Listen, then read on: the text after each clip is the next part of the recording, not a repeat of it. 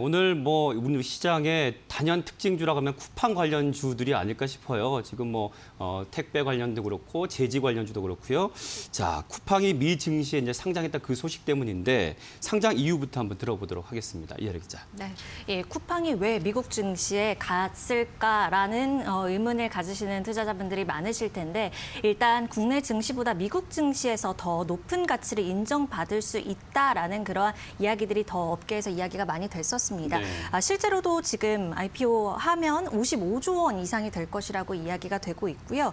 국내에서 상장을 만약에 진행을 했다면 조금 어려웠을 수도 있습니다. 왜냐하면 우리나라에서는 이 실적을 굉장히 중요하게 생각을 하는데 이 상장 절차를 밟을 때요. 하지만 적자를 지속하고 있는 상황에서 좀 어려웠을 것이다라는 분석이 있었던 것이 첫 번째 이유고요. 두 번째는 김범석 의장의 의지가 반영된 것이다라는 이야기가 있었습니다. 네. 앞서 미국의 법인을 두고 이 절차들을 밟았다라는 분석도 있었고요. 마지막으로 이 김 의장에게 차등 의결권이 주어져서 경영권에 대한 의협이 없이 안정적인 운영이 가능하다. 이렇게 세 가지 요소로 꼽을 수가 있을 것 같습니다. 네, 자 쿠팡이 우리나라가 아닌 미 증시 그것도 처음에는 나스닥에 상장될 것이라는 얘기가 계속 나왔었는데 뉴욕 증시에 지금 상장된다는 얘기가 있어요. 그리고 자 김범석 의장이 경영권 강화를 위해서 한 일종의 포석이다라는 분석까지 나오고 있는데 자 그럼 김종우 기자 미국행을 결정했던 결정적인 어떤 이유 어떤 게 있을까요? 네, 앞서 말씀드렸다시피 이제 차등 의결권 이게 결정적이라고 좀 분석이 되는데요. 차등 의결권은 이제 창업주나 경영자가 외부의 경영권 위협 없이 안정적으로 기업을 운영하도록 돕기 위한 제도입니다. 앞서 쿠팡은 김 의장이 보유한 주식에 일반 투자자의 29배에 해당하는 차등 의결권을 이제 부여했는데요.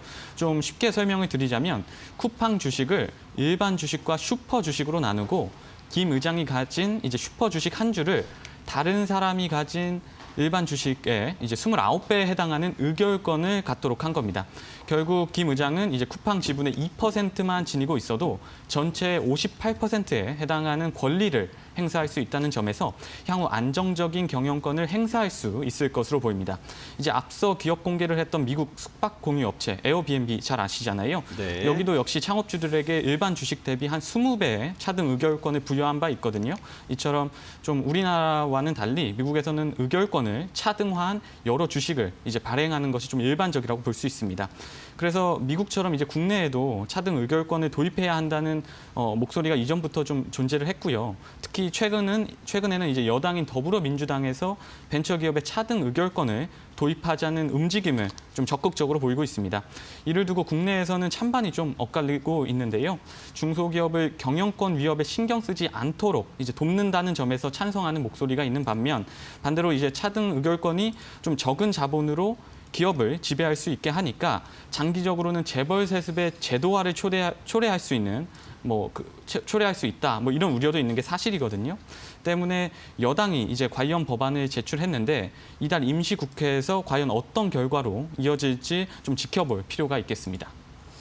자, 쿠팡이 미증시 상장된다는 소식에 사실 쿠팡이 국내에서 이커머스 업계에서는 이제 2위로 볼 수 있는데 1위는 네이버거든요. 그러다 보니까 당연히 네이버가 또 재조명되고 있는 것 같습니다. 성종 기자. 네, 쿠팡 시가총액에 대한 추정치가 지금 30조 원에서 55조 원까지는 제시가 되고 있지 않습니까? 네. 미국 주식시장이 그만큼 큰 무대라는 것을 감안해도 국내 사업자를 재평가할 수밖에 없는 그런 분위기입니다. 쿠팡과 1위를 다투는 사업자가 바로 네이버 쇼핑 부문인데요. 작년 한국 이커머스 시장 점유율이 네이버가 17%, 쿠팡이 13%였습니다.